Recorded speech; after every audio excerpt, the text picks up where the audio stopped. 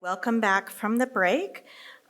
So we are moving next into a series of talks focused on pain, and you'll see that with our trajectory on the bottom here, we acknowledge that pain is something that is a shared experience in all time points of survivorship. So again, hopefully this will be something that will be of importance to everybody, including those of you in the room who haven't had cancer, because let's face it, we've all dealt with pain at some point. So we're going to start off with two speakers who are going to talk to us sort of about the basics of pain and give us some of the background. So Amy Keely is a nurse practitioner at Stanford Healthcare in the palliative care department, where she's dedicated nearly 10 years to providing compassionate care to patients with serious illnesses. She holds a master's degree with a focus on palliative care and is nationally certified as an advanced practice provider in hospice and palliative care. Amy is passionate about enhancing the quality of life for patients and their families, believing in a holistic approach that emphasizes the importance of communication and support throughout the palliative care journey. She's joined by Jake Loya, who has worked at Stanford Healthcare since 2017, first with the bone and marrow transplant program and then transitioning to palliative medicine in 2023. He has provided lectures for the Stanford PA program, regularly precepts students and new graduates, and has a particular interest in patients with hematologic malignancies and those who've received CAR-T therapy. So Amy and Jake will be providing us with an overview of pain, including the physical causes and emotional impacts, and we thank them both for joining us in our program this morning. Welcome. Hello, everyone. Good morning. Good morning. Thank you so much for having us. So, like was shared, we're going to do sort of an introduction to pain, provide sort of like the basics of pain. I'm Amy, and this is Jake. So where are we headed, and why does this matter to you? First, we're going to sort of define pain, not just sort of the physical aspects, but also everything else that involves pain. We're going to distinguish different types of pain and what this means to your experience and your treatment. We're going to look at pain as a multifaceted experience. It's not just the body, but it's your mind, your emotions, your culture, how you've learned about pain throughout your life up until this point. All of that sort of influences pain. Then we'll give you some practical tools, some pain scales, words that you can use when talking to your providers. Really, the goal here is we want to make you feel like your voice matters and that you're in control of your pain. So to start out with the basics, what is pain?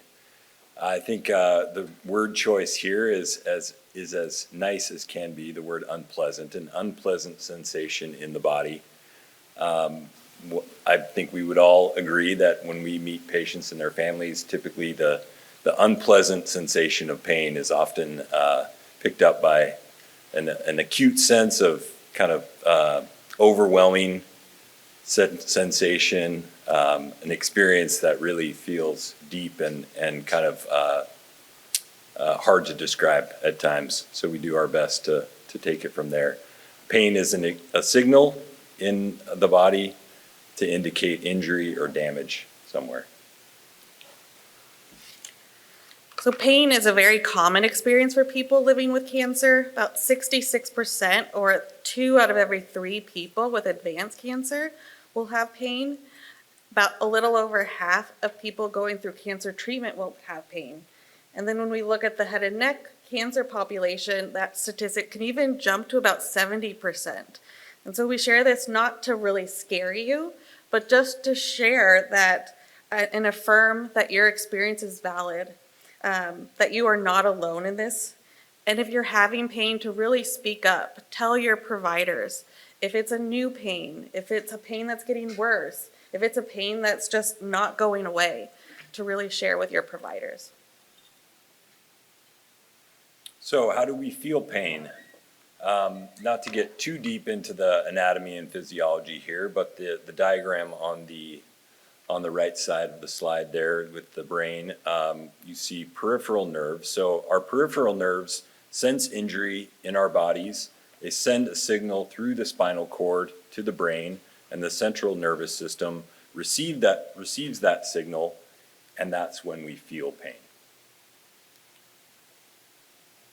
Now, this is a really complex side, and I don't want to get bogged down in a full biology lesson, but I really want to share this just to show how complex pain is, even just at a cellular level. When we look, even when you poke your finger and ouch, you instantly feel that pain.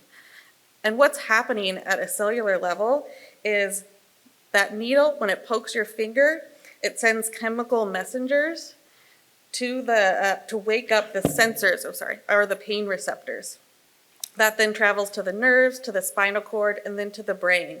And it's not till it reaches the brain that you experience that sensation of pain. And all of that happens in that 1 second, or not even a second, when you poke your finger. So you can see here, just even in this picture, it's a pretty complex process. And this just shows that even when we're treating pain, it's pretty complex. But the hope and the good news is that we have lots of different tools to help the pain. But pain is not a one-size-fits-all. There's so many different complex things that goes into pain.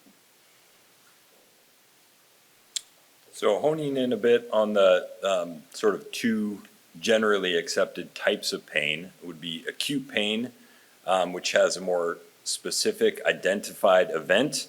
Obviously, there can be pain over the course of seconds or minutes, but typically we refer to acute pain in the setting of days to weeks. Chronic pain is further differentiated from acute pain and is often identified as not having an easily identified factor at play. It's a multifactorial process with an indefinite duration going beyond that days to weeks time point. And like we've said, that pain can really be different for different people. And so we can further quantify the pain as either in different types of nociceptive or neuropathic pain. Nociceptive pain is a type of pain in response to tissue damage or tissue injury. So this can be described as pain such as a sharp pain, aching pain, throbbing pain, throbbing sensation. Sometimes if you just have a toothache, you have that throbbing sensation. That would be more of a nociceptive pain. This can be from like tumor growth pressing on the surrounding tissues. It can be from surgeries, from radiation, causing damage, or even infection, like infections of the mouth causing mucositis. Neuropathic pain is pain in response to a nerve damage. People describe this type of pain as more burning, tingling, electrical. A lot of times pain that's neuropathic can have sort of numbness or weakness in the affected area as well. And in cancer patients, we see this with like radiation, chemotherapy, surgeries. All of those can have neuropathic pain as well, or even when the tumor sort of surrounds or presses up against nerve endings in the head and neck area. Pain is more than a physical sensation. Pain is an emotional experience, often frightening for patients who haven't experienced acute, intense pain before.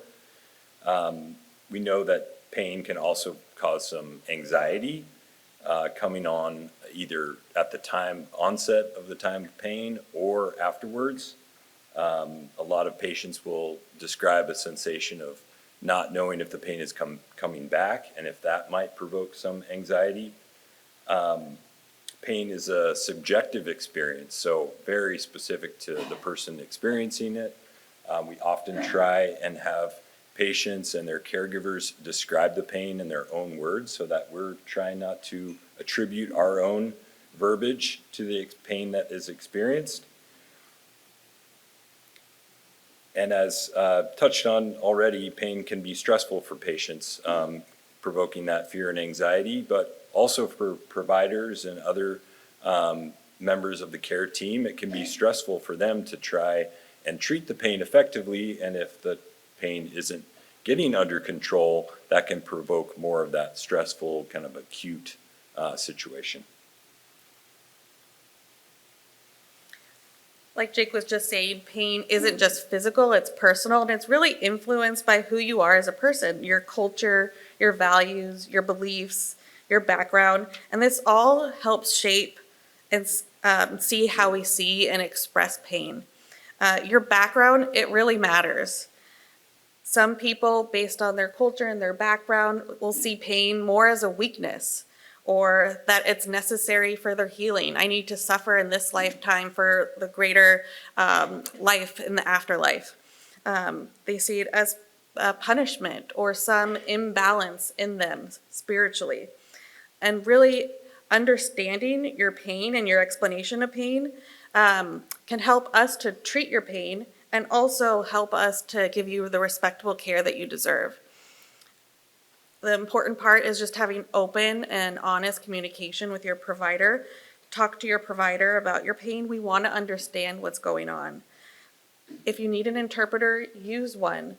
This helps us to know what's going on. Sometimes if you're not using it or we're not using an interpreter, it may come across as like underreported pain or you can't fully describe the pain and what's going on. Respect for traditions. A lot of traditions use different types of treatment to help treat the pain, like herbal treatments, cupping, prayer, acupuncture, energy healing that we'll go on to later on in this pain presentation. And these treatments can really go hand in hand and go along with Western treatment of pain. And family involvement. We don't make decisions alone. We're not on a desert island. So we really want to bring the family into the decisions. A lot of times when we have family around, it's with the patients that don't want to talk about their pain. They don't want to share, they're just suffering miserably, and the family comes in and says, they're not sharing it, but they're in a lot of pain. So the family is really helpful when talking about pain. The main thing we want to come across is we hear you. We want to listen. So we want to respect your values and work with you and your family to find the best treatment together. Okay, and now getting into a pain assessment. This very helpful graphic on the right is often used as a way to describe pain following facial expressions. But as a provider, we often will start with the location of pain, finding out where the pain is occurring, and that leads into the next point, the quality and type of pain. Nociceptive pain, sort of more of that like sharp or throbbing pain in one localized area, versus a neuropathic pain where it's maybe moving from one area to the next and kind of often described as having like a shooting type component of the pain. And then a mixed picture. So some patients will describe both at the exact same time. So a sharp pain in one area that then moves to another spot. There's a temporal component, of course, to pain, not only with the onset of the pain when it starts, but how long does it go on for? Does it come on for a few minutes and pass quickly? Does it start abruptly, end suddenly? A lot of patients can provide great detail about how their pain comes on and goes away and help us to determine the best treatment. Of course, learning more about the severity of pain is important. We typically would say a mild, moderate, or severe pain to describe, but patients might use other words to describe the severity of the pain. And then a very beneficial component for assessing pain and thinking about treatment options is to know more about the effect of different medications. So whether or not these be over-the-counter or prescription medications, other therapies, trying to find out more information about the benefit of specific therapies, and then whether or not a patient has had an adverse effect to a therapy. So maybe something didn't work or causes too many side effects. Very, very crucial components, which we'll be going into with the next section of the pain presentation. So that is the end of our slides today. We are going to pass off to the next group. And we're going to save, if it's okay with everyone, we're going to save questions until the end of the whole pain presentation. All right?